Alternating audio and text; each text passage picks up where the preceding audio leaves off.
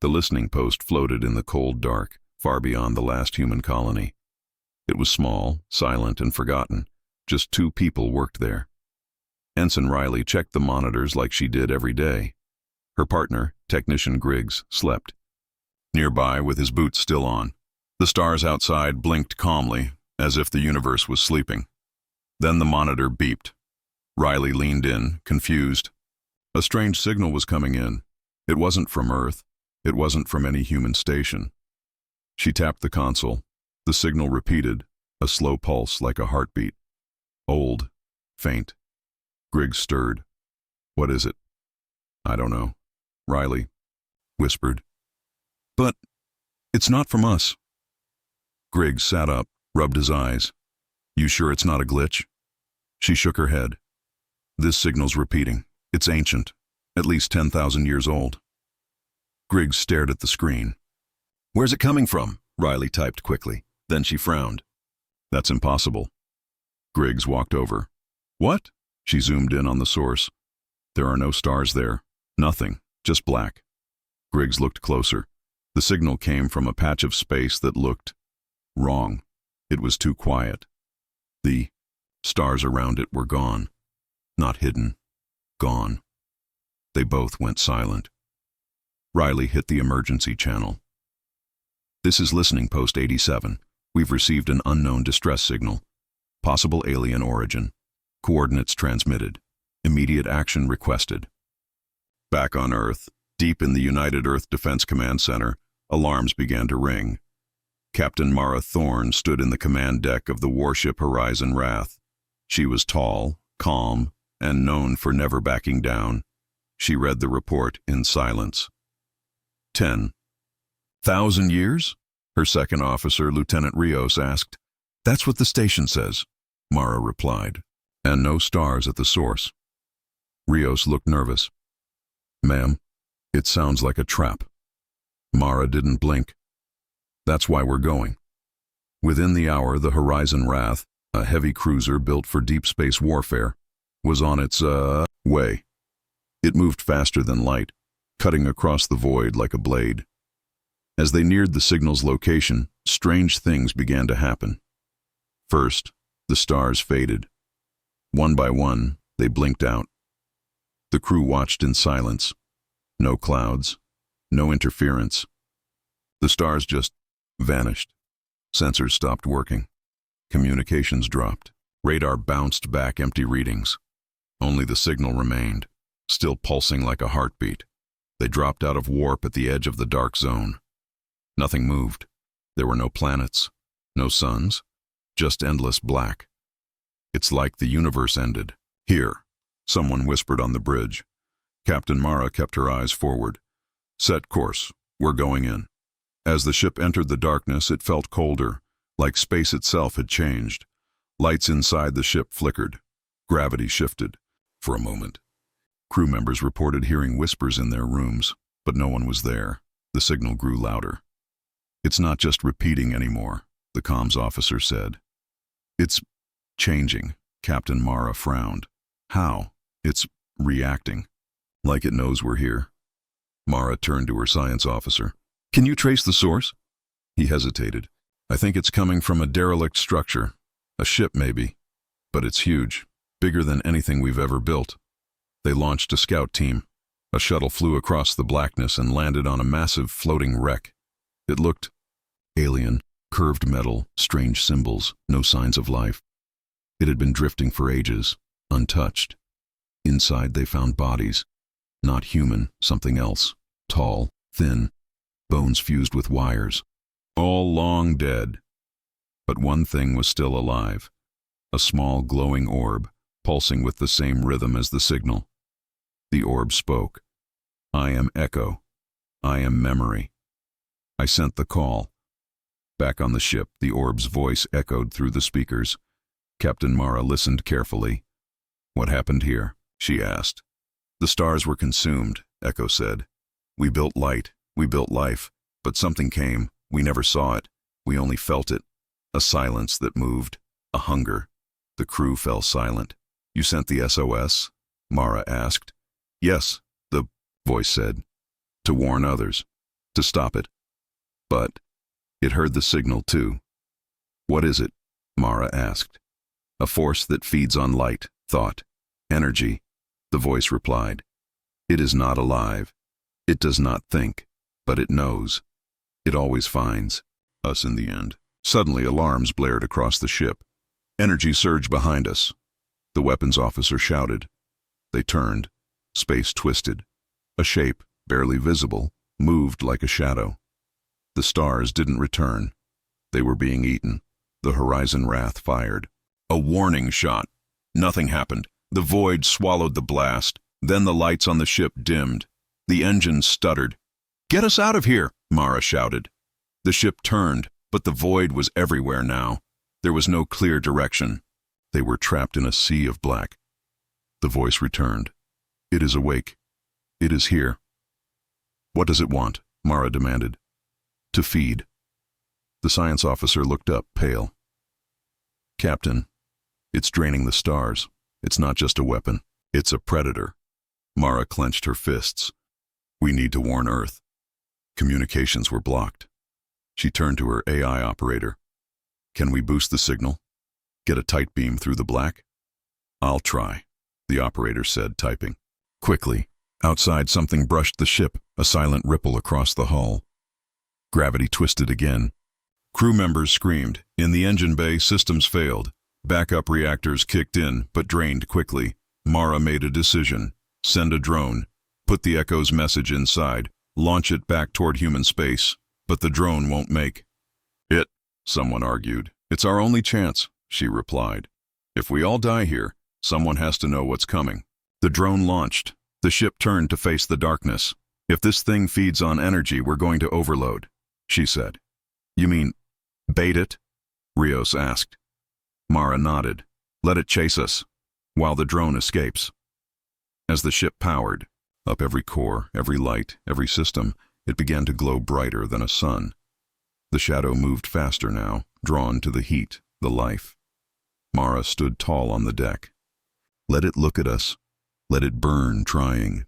They fired every weapon, launched every flare.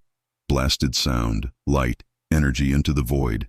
The thing came. It swallowed their light. It screamed. No, not a sound, a feeling. Terror, hunger, and then nothing. Just black, far away. The drone raced toward Earth. Inside, the message repeated. "We found the signal. We answered. But something else came. A silence that thinks. A hunger that kills stars. We tried to stop it. If this message reaches you, prepare. Or you will be next." The Horizon Wrath was gone. For 2 days, Earth Command heard nothing. Then a small drone limped into a military spaceport near Jupiter. It was damaged, burned, and almost lost, but still intact. Inside it was a message.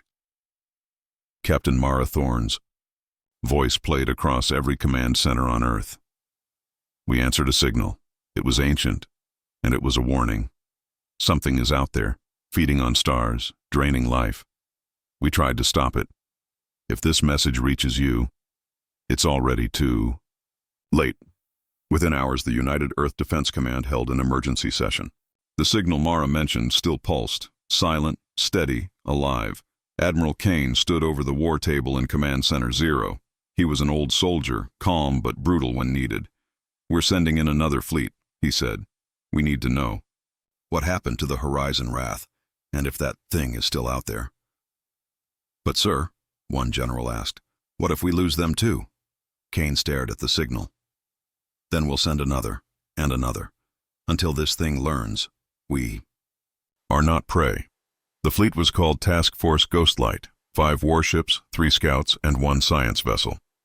They were equipped with new prototype weapons, energy disruption cannons, neutron bombs, and shield dampeners.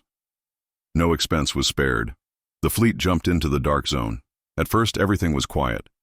But as they got closer to the source, the stars around them began to dim. One by one, the suns vanished from view.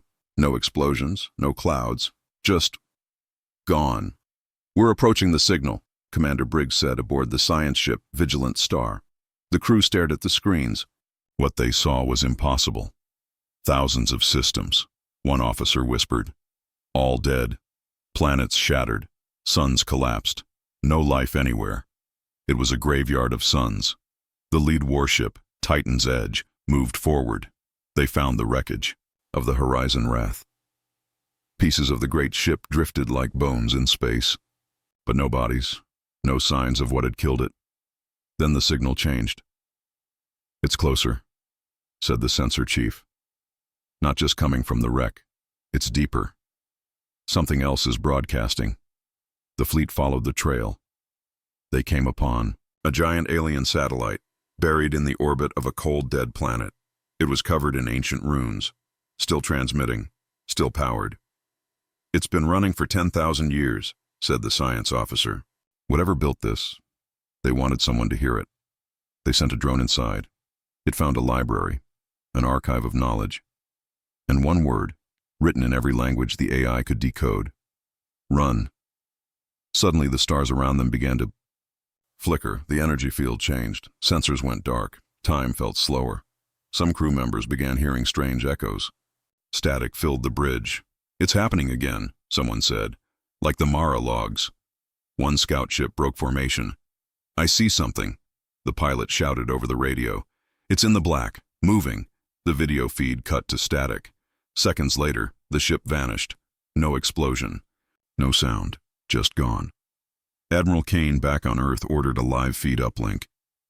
Get me eyes inside the command ship. The captain of Titan's Edge appeared. He looked pale. We found the source of the signal. A warning. This isn't a weapon. It's a memory. A last breath before death. Kane leaned in. Where's the threat? The captain shook his head. It's everywhere. And nowhere. It doesn't attack like us. It waits. It watches. Then it takes. Have you seen it? Not with our eyes, the captain replied. But we feel it. Behind him, lights flickered. Then the feed died. In space, the fleet scattered. Orders were given to retreat, but the jump drives failed. The vigilant star sent one last message. It's feeding on our systems. It drains power, thought, even fear. I think it learns. Crew began to collapse from seizures. Others saw hallucinations, visions of Earth burning, families screaming, ships melting in the dark. The destroyer wasn't just consuming stars. It was learning. It was adapting, and now it knew what humans were. One warship managed to break free. The Endeavor's price used a gravity sling to escape the edge of the dead zone. Only half its crew survived. They carried with them data from the alien archive, and a terrifying message. The last empire to face this thing tried to hide from it. They turned off their stars, killed their own sons, and still, it found them. On Earth, Kane reviewed the footage. He watched as each sun in the graveyard blinked out. Prepare. Project Obsidian, he said at last. A general turned. Sir? Kane stared into the void. If light draws it, we're going dark. The shadow wasn't just winning. It was becoming them. Fleet movements were no longer safe. Human ships were being mimicked faster than they were built. Captains heard their own voices giving false orders. Colonies received instructions from people who had died. And now, the shadow was inside memories. Admiral Kane stood in the Earth Defense Assembly facing a room full of blank faces. These weren't strangers. They were top officers, brilliant minds. But now, some of them paused too long before answering questions. They forgot protocol. They smiled at things no one said. It was happening. The shadow wasn't just copying thoughts, it was replacing them. Project Null ID was activated. The goal? Erase predictability. Erase identity. Names, ranks, personal histories, all stripped. Each person given a new code name, randomly rotated every 48 hours. Old memories were compartmentalized and sealed by AI firewalls. No one knew who they were yesterday. Only their mission, a brutal idea, but the shadow couldn't mimic what no longer existed. In orbit, aboard Whisper Vow, the first Null unit went silent for 72 hours. When contact resumed, they had held off a full shadow assault without losing. A single crew member, Commander Zeta, formerly Captain Harlan, filed a strange report. We forgot our families, our past, our homes. We only remembered now. The enemy didn't know how to fight us, because we didn't know who we were either. But forgetting came with a cost. Back on Earth, Dr. Morano watched a soldier scream in a mirror. Is this my face? Is it really me? Am I the copy? Even worse, some didn't want their memories back. They said life was easier in the fog. No fear, no grief, just the mission. Dr. Morano whispered to herself, "We're winning by becoming ghosts." And ghosts, she knew, were already half dead. Meanwhile, on a hidden outpost near the Galactic rim, humanity's last hope stirred. Project Blank Sun, a fleet, built without names, crews trained in random, shifting language, artificial cultures, designed to be unlearnable. These ships had no logs, no call signs, not even IFF signals. To the shadow, they would appear as noise, glitch, confusion. Their mission? Slip past the dark and reach its core. Commander Zeta, once Harlan, was chosen to lead them. He didn't recognize his own name in the files. Didn't care. What mattered now was the war. What mattered was not being known. But deep within endeavors. Price, Mira, still herself, refused to forget. She had locked her memories away, yes, but kept a single file. A picture of her family, every day she looked at it. Every day she whispered their names, even as the ship's AI begged her to stop. Memory invites mimicry, it warned, but Mira didn't care, because even in the fog, even in the chaos, she knew why she fought. The others had forgotten everything. She held on to one reason. In the dark zone beyond the rim, stars continued to fade. But something new appeared, a shadow of a fleet, yes, but then a second, and a third. The shadow was multiplying faster, folding thoughts into more shapes. It now carried thousands of stolen memories. It whispered in every tongue humanity had ever spoken. It was no longer a mimic. It was an evolution, and it whispered now, not just through signals, but through people. Some humans had begun to speak back in its voice. Not possessed, changed. The stars above Io went dark in less than an hour. All communication from the Jovian forward bases ceased. No alarms, no signs of struggle.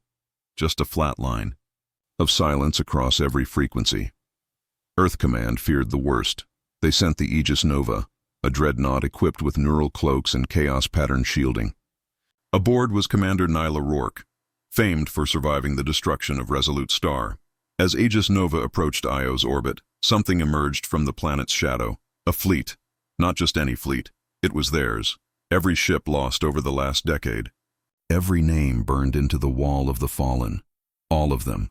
They were whole again, reconstructed exactly, down to hull scratches and crew insignia, and they moved in formation, coordinated, flawless. But no one hailed, no lights blinked, no engines hummed. They glided in total silence, like puppets dragged through space. "That's not our fleet," whispered Rourke. "That's our funeral." The Aegis Nova activated all neural cloaks and launched disruptor decoys. But the enemy didn't react as expected. Instead, the dead fleet mirrored their moves, down to the millisecond.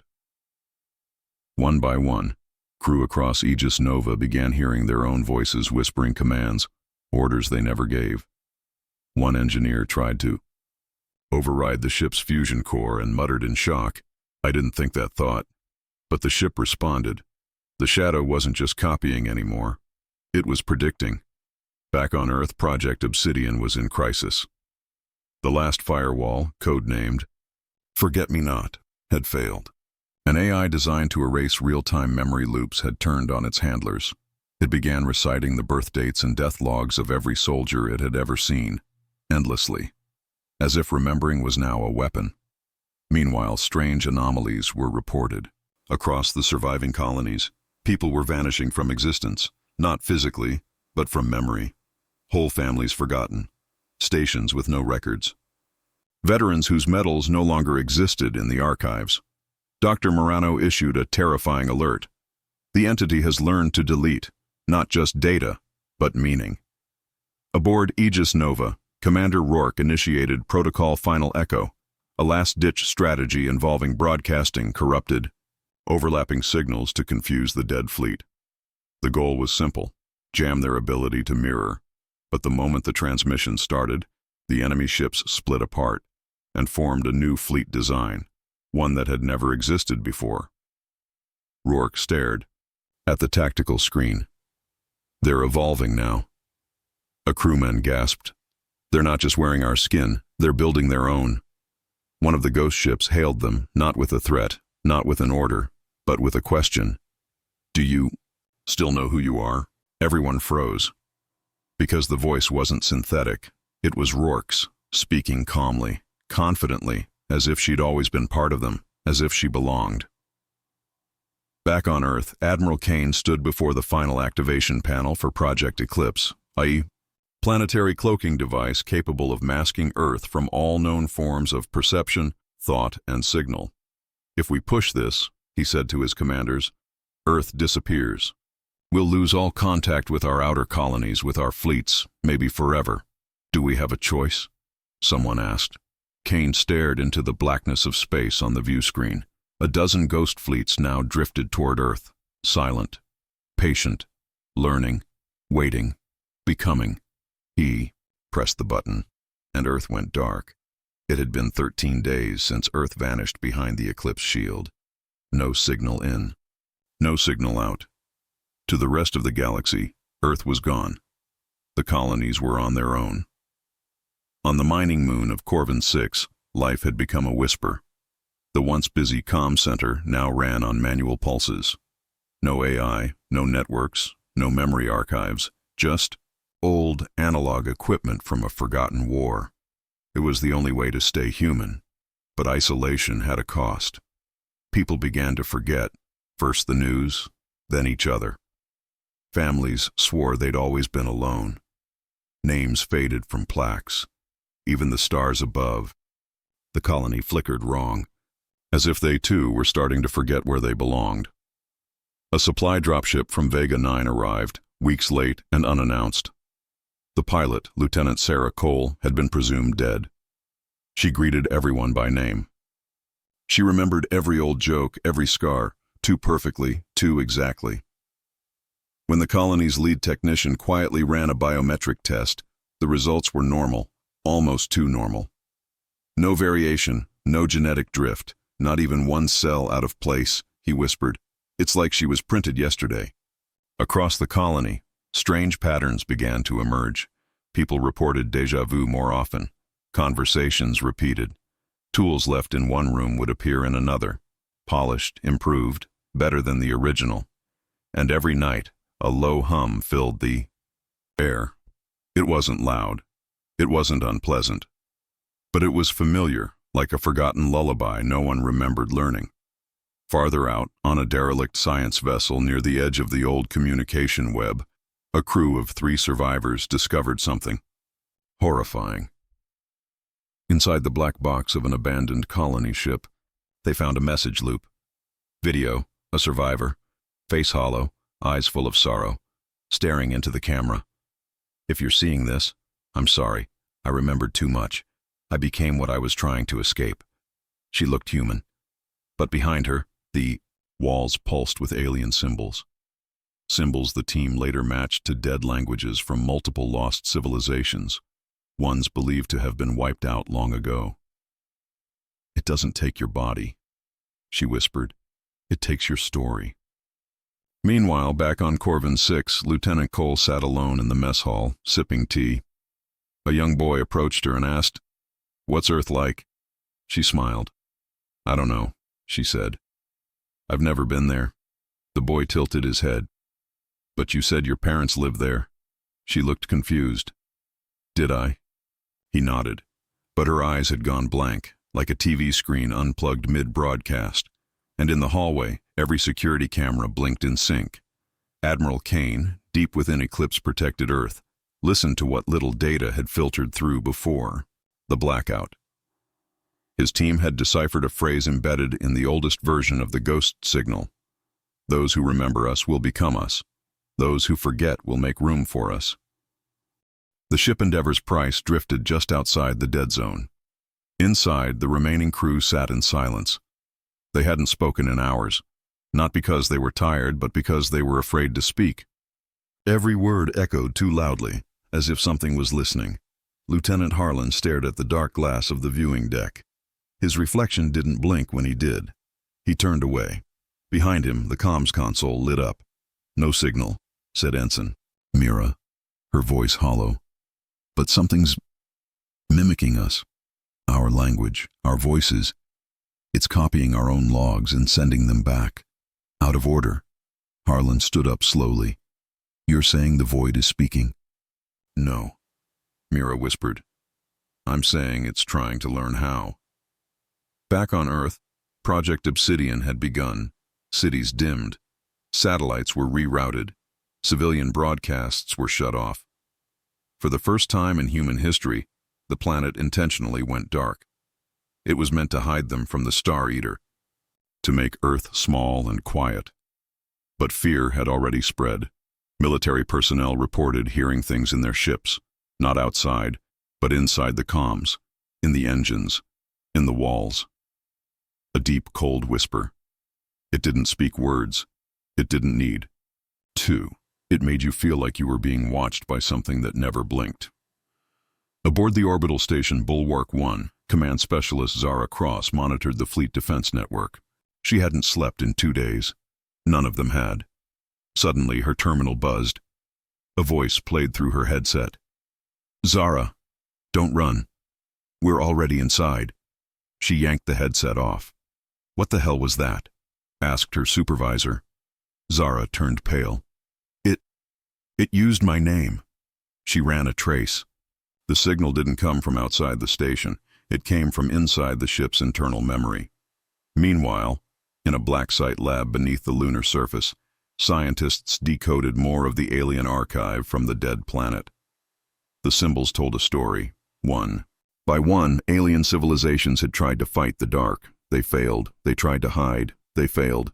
But one species, the last one, tried something different. They created a machine that absorbed fear, confused emotion, and cloaked thought. "A mental firewall," said Dr. Ewan, watching the ancient blueprint spin on his screen. "If we can build this, we may survive." But another scientist, Dr. Morano, shook her head. "We're already infected. Not just physically. It's inside our dreams." She was right. In orbit, elite soldiers aboard the destroyer Hammerfall began suffering mass hallucinations. They saw their families, heard old songs, smelled the burning ozone of dead worlds. Some walked straight into airlocks. Others stopped speaking entirely, just staring into nothing with tears running down their cheeks. One soldier, Private Chen, left behind a message on his helmet cam. "It's not attacking us with guns. It's attacking with doubt, making us question what's real, what's ours, what's human." Earth Command tried to cut off all external feeds, but the damage was done. The Horizon Wrath had died in silence. The Vigilant Star had screamed warnings. No one understood. Now the voices in the void were getting louder, every second. The entity was learning how to speak, and it wasn't just echoing anymore. It was asking questions. On a secure channel meant for high command only, Admiral Kane received a private transmission. It wasn't from any ship. It was a perfect voice. His own. "You can't hide forever, Kane. We see you now. We've always seen you. You are loud. You are bright. You are full of thought. We are coming." Kane stood from his chair, shaking. The lights flickered. The ghost signal reached Mars Base Theta at 0314 Earth Standard Time. It mimicked the emergency distress tone used by Earth military for over a century. "This is the Horizon Wrath. We survived. Request immediate assistance. Coordinates attached." But the Horizon Wrath had been destroyed. Everyone knew that. Still, the signal was perfect. Voice prints, encryption, even Captain Mara Thorne's speech pattern. Mars Defense scrambled a response team. 2 warships jumped to the coordinates. They never returned. When a recon drone was later sent to investigate, all that remained was silence and a new signal. Now it claimed to be Endeavor's price. "Admiral." Kane listened to the recordings alone in his office aboard Earth Defense Platform Trident Ring. He leaned close to the speaker. Mara's voice again. "We are safe now. Come find us." But it wasn't just her voice. It was her. every hesitation, every breath, every laugh she used to hide fear in her orders. Kane turned to his aide. "It's copying us." "Sir?" "Not just learning our words. It's learning how we feel. In deep space, warship Silver Halo was on patrol when it detected a vessel drifting nearby. It was marked as human, but the registry didn't match any known ship. They hailed it. No response. A boarding team was sent. What they found chilled their blood. Inside the ship was laid out perfectly. Earth tech, Earth design, even Earth food in the galley. But the crew weren't human.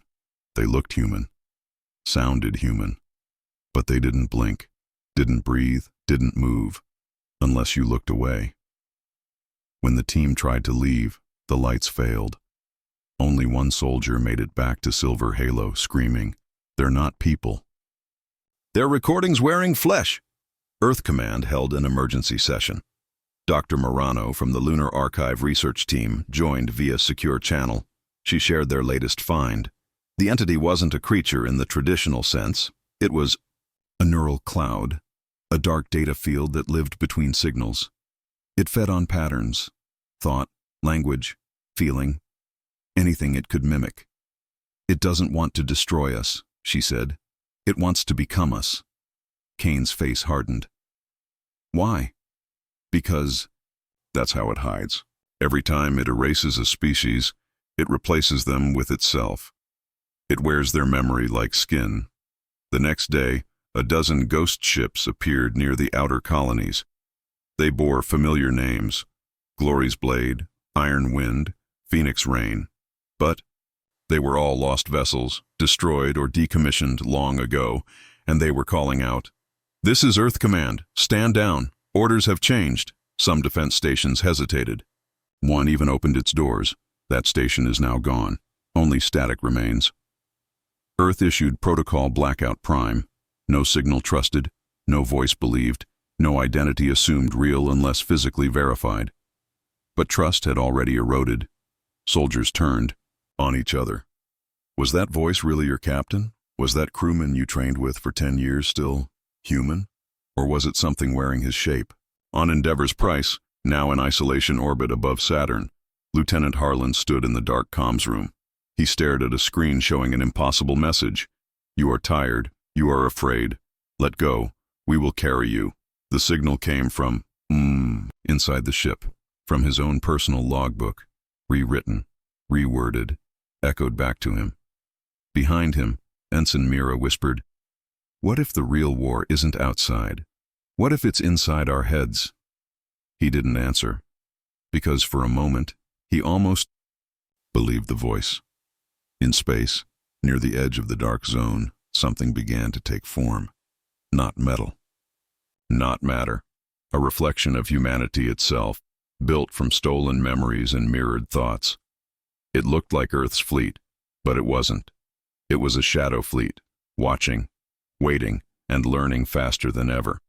The first attacks were surgical. 3 deep space colonies, gone.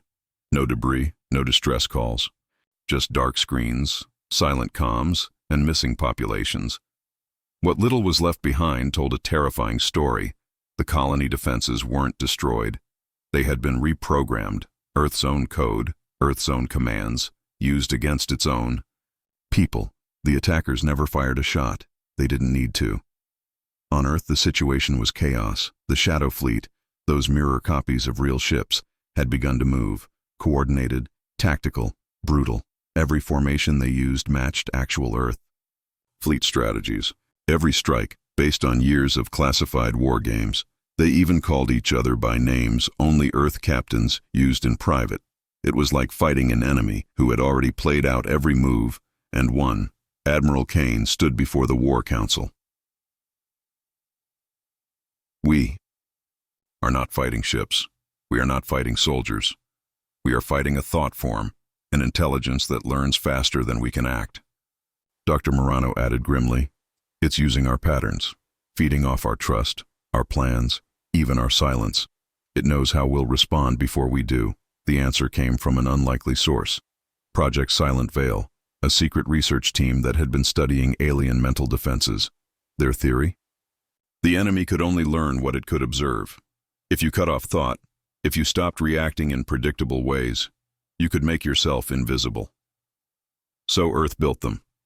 Neural cloak units, small implants that trained soldiers to think in broken patterns, fragmented logic, and emotional chaos.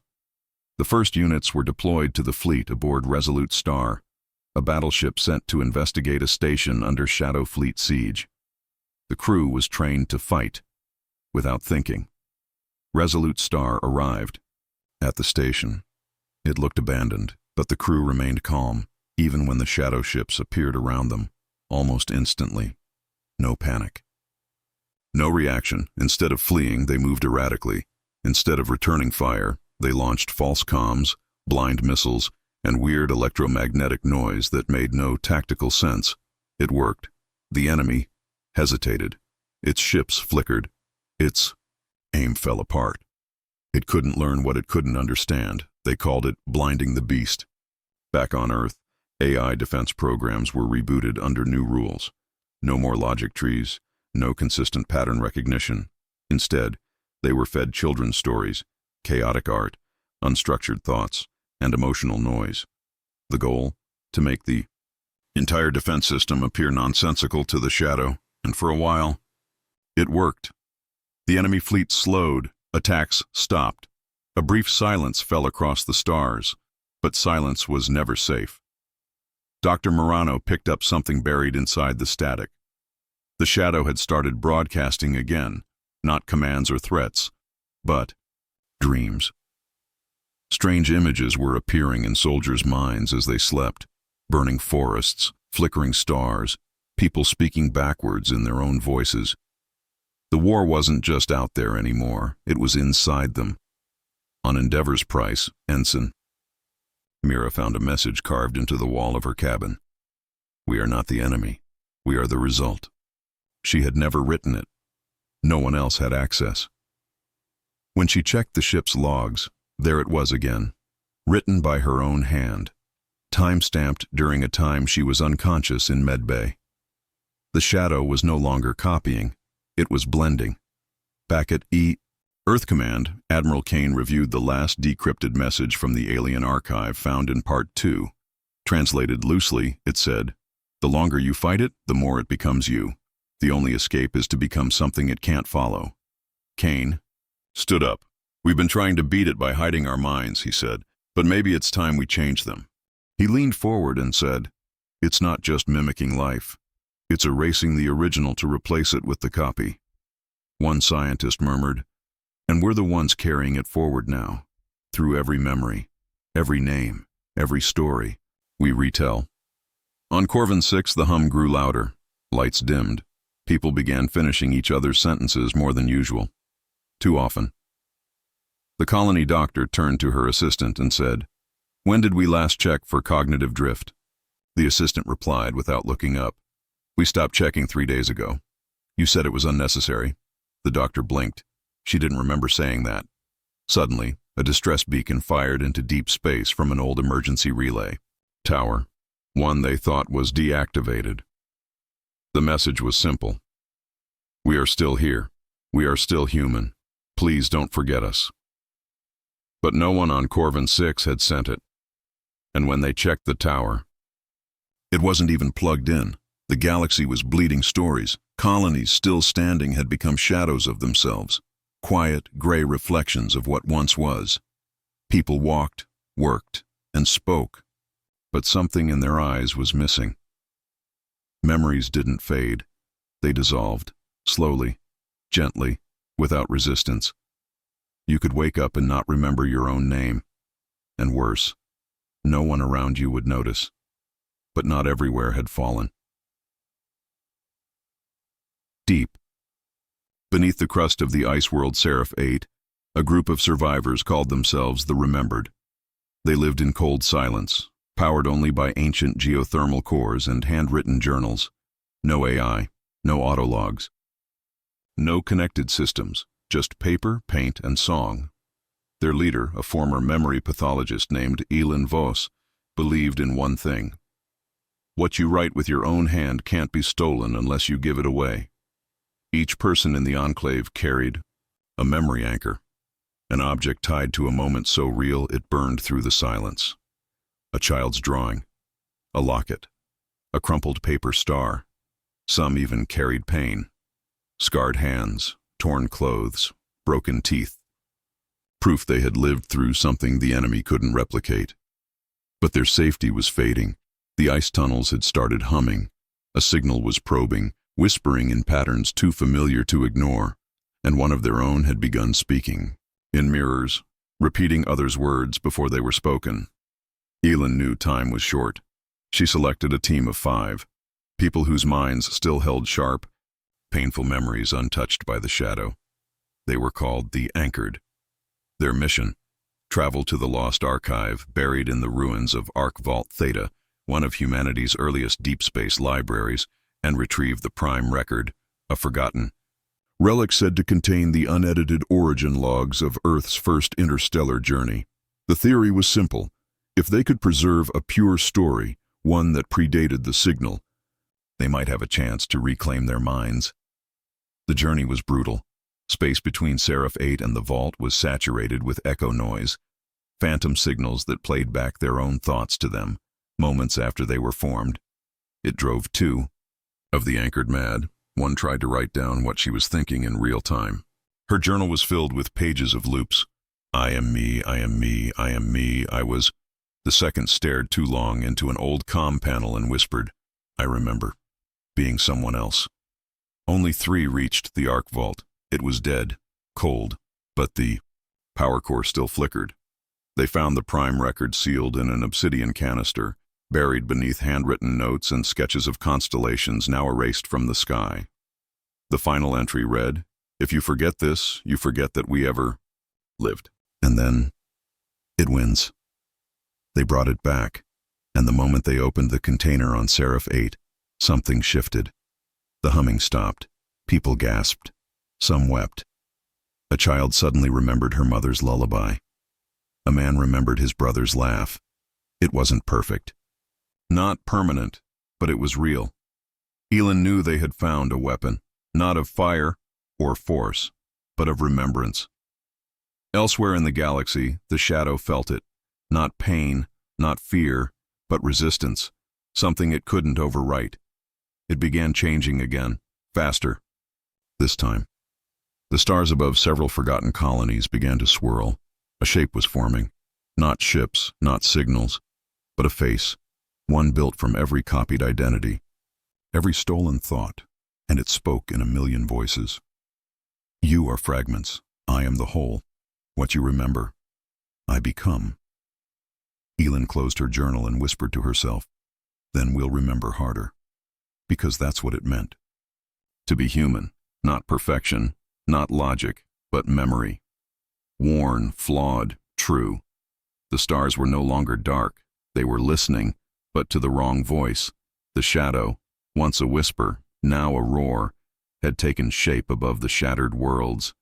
Not a fleet, not a god, but a face made of memory. Millions of stolen stories stitched into one identity. It didn't destroy civilizations. It became them. And now it was coming for the last light in the galaxy. Earth. Within the eclipse-shielded Earth core, humanity's last minds prepared a final message, a story so ancient, so flawed, and so raw, that it could not be predicted, copied, or overwritten. They called it the First Fire. Not a weapon, a memory. Elin Voss, the memory pathologist from Seraph 8, now led the operation. She stood beside the obsidian prime record, its surface glowing softly, with lines of handwritten Earthspeak, the first words ever spoken beyond Earth's sky. We came not to conquer the stars, but to remember who we were in them. Around her, artists, engineers, children, veterans, those who still remembered, gathered. They etched songs into stone. They painted moments on canvas with clumsy hands. They cried. They screamed. They felt. Because feeling, Elin realized, was the one thing the enemy could not mimic. It could simulate language. It could copy memory, but it could not feel a story. And so Earth sent out one final pulse, not on comms, not on neural net, but on heartbeat frequency. Raw biological resonance, carried in biosignal bursts. Laughter, crying, music, birth pains, final words. A child saying, "I love you." A mother screaming during labor. A soldier singing to herself in a trench. The sound of someone dying alone, but choosing to sing anyway. The signal tore through the void like a blade made of truth, and the shadow staggered. Its great face trembled, because now it felt what it had only ever mimicked. Billions of false identities cracked open, the perfect loops unraveled. The copied voices began crying out, not in unison, but in chaos. Who am I? Where was I born? I remember a song, but it hurts. And then, silence. One by one, the stars came back, first over the ruined colonies, then around Jupiter, then finally, over Earth. On Seraph 8, the child who once forgot. Her mother's name ran through the tunnels, yelling it again and again. Mira! Mira! Mira! On the edge of Vega, a lone engineer dug through a pile of burnt metal and pulled out a tiny, rusted music box. It still played the wrong tune, but she sang with it anyway, and in the deepest black where the shadow once ruled, a single signal floated like an ember in the dark. Just 7 words. Handwritten. Human. We are flawed. We remember anyway. And the stars? They did not go silent. They listened. And they remembered.